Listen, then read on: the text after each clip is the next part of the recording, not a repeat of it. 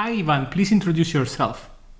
Hello, Alessandro. Nice to be here with you. My name is Ivan Kosenkov, and I am Senior Portfolio Manager at Skolkovo Foundation. I'm working at Advanced Industries Cluster of Skolkovo Foundation, and I am responsible for building up the ecosystem of space startups in Russia.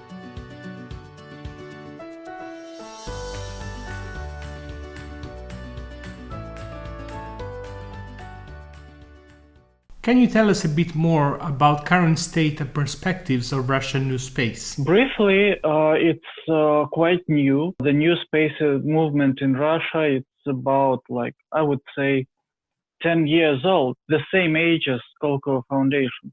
Just because before the Skolkovo, for many people in the industry and in Roscosmos, the private space activities in Russia was some kind of oxymoron. Only after creation of space cluster, the beginning of its activities, we can really talk about the beginning of new space movement in Russia. We're also proud to say that most part of new space companies, Russian new space companies, are the resident companies of the cluster. I'm happy to deliver the support for them. So the state of it, I would say that we can count up to 20 or 30 companies that are really active, that are making certain space hardware or the services using data derived from space, from the satellite. Either it's terrestrial infrastructure like antenna, like ground stations, like IoT sensors, and so on and so forth. About 30 or even 40 companies. In my opinion, it's a really good result for the first 10 years of effort for this radical change of paradigm from purely state-owned enterprises to some private ventures in space. Can you share a good success story of Russian new space? There are several, in my opinion. The most notable success story for Russian new space is certainly Sputnik, which was founded by, at this moment, the people from Skolkovo.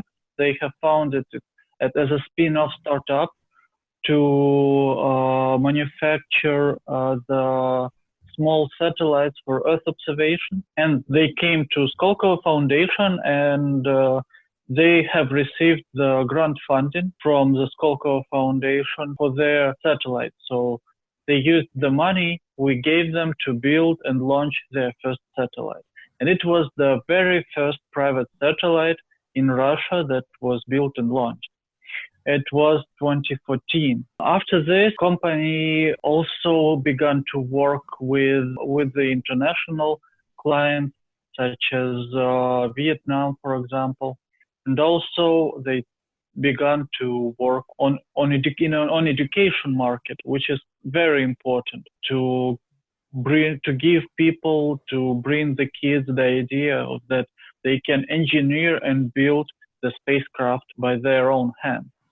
So the second batch of satellites, it were Sirius-Sat 1 and 2 that were launched from International Space Station. We expect this year for Sputnik to launch 5 more satellites. Several of them will be for the international client. It's a good example of company that is building the space hardware. Regarding the success stories, it's also important to notice that the space companies have long development and production cycles. So for 5 or 10 years, few will be on the stage of the product. So we certainly have some stories that were not that successful of the companies that failed, but it's okay for startup world, and especially for the hardware startup, because it's much harder to do in general. So we see several of our companies that are targeting the markets of small launch vehicles for the small satellites. Also, some of the companies are tackling the space services using IoT satellites. Some of the companies are focusing on the ground infrastructure, including the ground infrastructure for future mega constellations. For example, user ground antenna for Sphera or even Starlink, but it's not certain what will become. But we really see many promising companies, many promising startups in our portfolio, and we're trying to support them. How is the Skolkovo ecosystem helping to build Russian new space? In other words, if I'm an entrepreneur, either foreign or Russian, and I come to Skolkovo, what should I do? And what kind of support can I expect from the Skolkovo ecosystem? So the startup, for example, foreign startup or Russian startup, we don't really care about the nationality of the founders or where the money comes from. Only requirement that the startup would be incorporated, matriculated under Russian law, and it would conduct the research activities. So the foreign startups can come to Skolkovo through the soft landing program, which allows the foreign wannabe startups, the people from all over the world to come to Skolkovo, take a look at this ecosystem, to get familiar with it, and take familiar with the people that are working there. After this, you have to, if you decide to become the Skolkovo startup, you have to make an application via website sk.ru, and you apply it online, you fill in all the questions regarding the product, the innovation, the market perspectives, and so on and so forth. And if you have the positive result of assessment of the application by the anonymous experts, you will obtain the positive result. And after this, you can immatriculate your company under Russian law. It's usually limited liability company. The company that is established under the Skolkovo legal status have an exemption of taxes. Almost all the taxes are zero. Social tax is reduced twice. It's like 14% instead of 28%. So you can use the other services and tools that we provide in Skolkovo. For example, you can import some hardware or some hardware from abroad on the very beneficial conditions.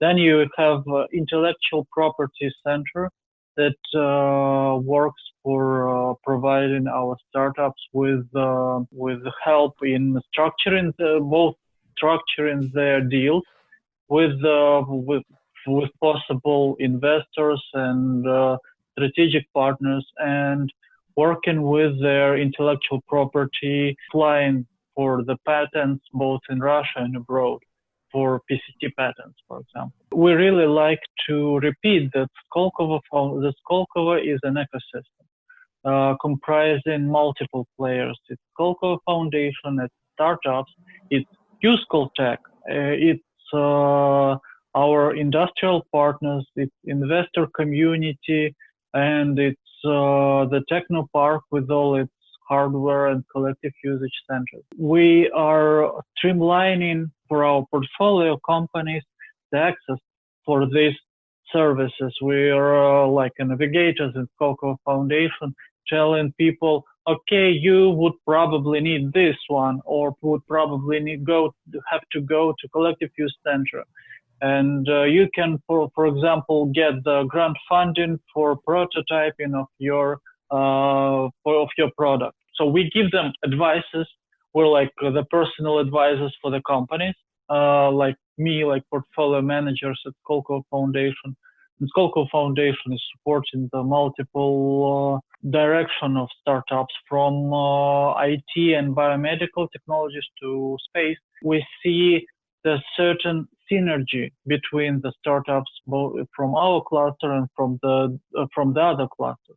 And we are helping not only the companies in our cluster. For example, there is a very exciting story, in my opinion, regarding 3D bioprinting solutions, resident company of biomedical cluster. And with the help of Skolkovo Foundation, they were able to get to International Space Station. They have developed and built a piece of hardware allowing 3D printing of human tissues. So this was the first in the history, world's first experiment in 3D printing of living tissue in space, and it was successful. And it was possible with the help of Skolkovo Foundation and, well, with our partners from Roscosmos as well. We have the prospective projects and we have the pool of our industrial partners, and we sometimes calling them and we're approaching them with the new idea of some new hardware of new service, and sometimes they're using it, they are embracing the new technology. And we're trying now to make this cooperation between the startup and the big companies in a form of accelerator program. For example, currently we are working on such program with Energomash. Energomash is one of the world leaders in rocket engine building. So they told us, okay, we're searching the startups that can reduce the price of our hardware that we're making, that can also bring some new technologies into our manufacturing process, or even new products that we can, for example, embrace. And we can, for example, buy a share in the company in order to have a possibility to use their technology, their product in our product line. And also we have our own venture fund that is looking for the latest stages startups to invest in and to support them. Also, we have a very close collaboration with the other innovation support institutions in Russia, such as Russian venture company RVK, such as Bortnik Fund, like fund for helping the development of the small innovative companies, and so on and so forth. So we're trying to act together in order to establish the national innovative ecosystem. The day before yesterday, it was 10 years since the foundation of Skolkovo Foundation. What we have done for 10 years, it's quite an immense result, more than 2,000 startups in Skolkovo Foundation. It's more, we can certainly say that there is more of IT startups, of startups in biomedical technologies, but we have also the space startup community that is growing, and it's full of brilliant ideas. That's why we also think that we have to help them to get into international market.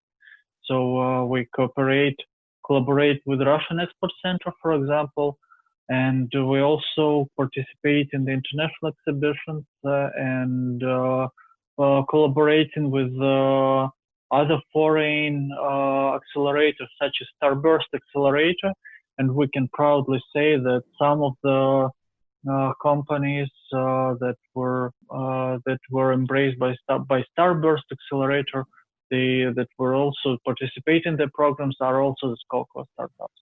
What would you suggest to entrepreneurs interested in contributing or collaborating with Russian New Space?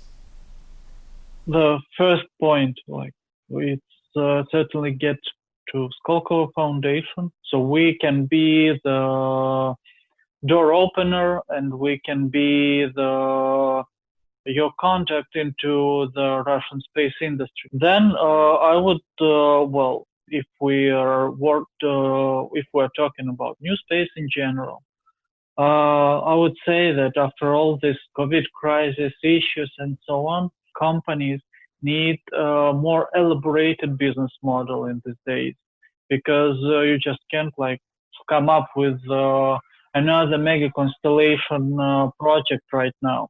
There is plenty of opportunities on the developing market, in my opinion. With the Asian market, where the most part of the people of the world is living right now. So there is a market. There is a market in Africa, and there is market in South America as well. So there are entrepreneurs there that are also willing to collaborate. So Alessandro, so it's my turn to give you the question. What would you recommend to your students to what to focus and how to make their way in this very exciting domain as a new space? My recommendation to students at Skoltech and elsewhere that are looking into new space is to really get a rich training and a lot of experience in both studies and as well as in an industry setting through internships, for example. It is really important for them to understand that technology is really important, but is, let's say, one part of the equation. Now, of course, everybody will follow different paths. Some students will go through more scientific paths and orientations. Some others will go through, let's say, more engineering type of careers. This intermingling of elements, having engineering, having science, and having this idea of entrepreneurship and innovation that allows you to create new things and really create value for society and as well as for your company. We already have some examples of Skoltech startups working in Skolkovo Foundation, and we hope that these examples, this number will just increase. Спасибо за ваше время. Пожалуйста, Александра. Я очень рад, что вы меня пригласили поговорить о космосе сегодня. До свидания. До свидания.